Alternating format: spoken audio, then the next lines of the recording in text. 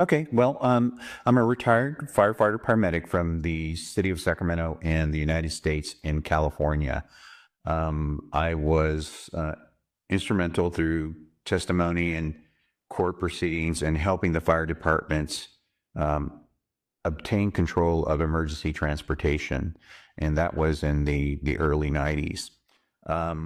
After I retired, I stumbled upon a phenomenon that U.S. citizens were experiencing. And I met a gentleman by the name of Dr. John Hall, who's the author of two books. The first book was called A New Breed, Satellite Terrorism in America. And then the second book is Guinea Pigs, Technologies of Control, which he writes a chapter about my efforts in helping the community with this phenomenon.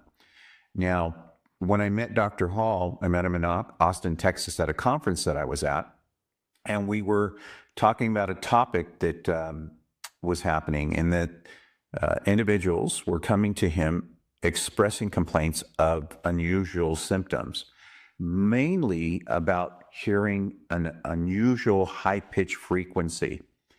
And that was followed by brain fog, short-term, long-term memory losses, vertigo, nausea, vomiting, and electrical shocks to the extremity, sort of if you've ever touched a light socket and feel electrical vibration going through your body, this is what they were complaining about.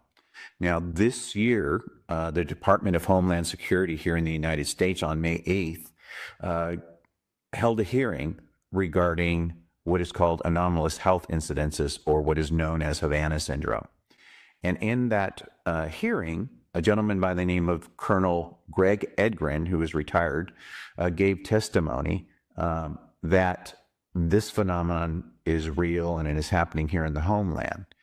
And for those who don't know what the Havana syndrome is, it came about in 2016 when our diplomats were complaining of some unusual symptoms: acute onset of these strange sounds, short, long-term memory fog, these weird vibrations through their body, vertigo, nausea, vomiting, all the exact same symptoms that we were covering in 2009. Now, initially, the United States didn't give it much credence. They thought it was a psychosis phenomenon, a group hysteria phenomenon. They even blamed it on crickets at one point. And they didn't take it seriously until the Canadian diplomats started complaining of the same exact symptoms. So they conclude that in 2016, this phenomenon started. But it actually started in 2014 when diplomats were complaining about this and agents. Colonel Egren testified that this is affecting the best of our best diplomats, our brightest minds in the CIA, our brightest minds in the FBI, and currently it is happening to some congressional members here in the United States. Now, getting back to Dr. John Hall, Dr. John Hall felt that because they're complaining of this frequency, and if this did exist, that we should be able to detect something around their person. And so he started doing on a sporadic basis what was called an RF scan. And they were coming up positive in certain cases. And so I asked him, I said, well, why isn't anything being done about it?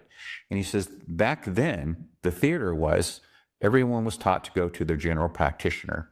And if you went to your general practitioner, medicine today isn't free thinking anymore. You check boxes. And if you were to go in and complain about these symptoms, you would be diagnosed with some type of mental illness, and then therefore placed on medication and being re-victimized again. So I said to Dr. Hall, why don't we create a way to take these subjective complaints and make them into objective data? And so with the help of a couple other gentlemen, we created an organization back then called the International Center Against the Abuse of Covert Technologies, and we'll call that ICE-ACT for short.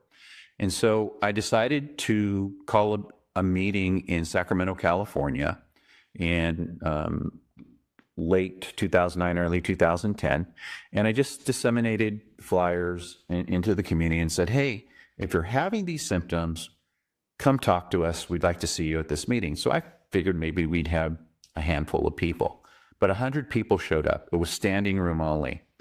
And they all had the exact same complaints with very, very little deviation. It was at that point that I realized that there was something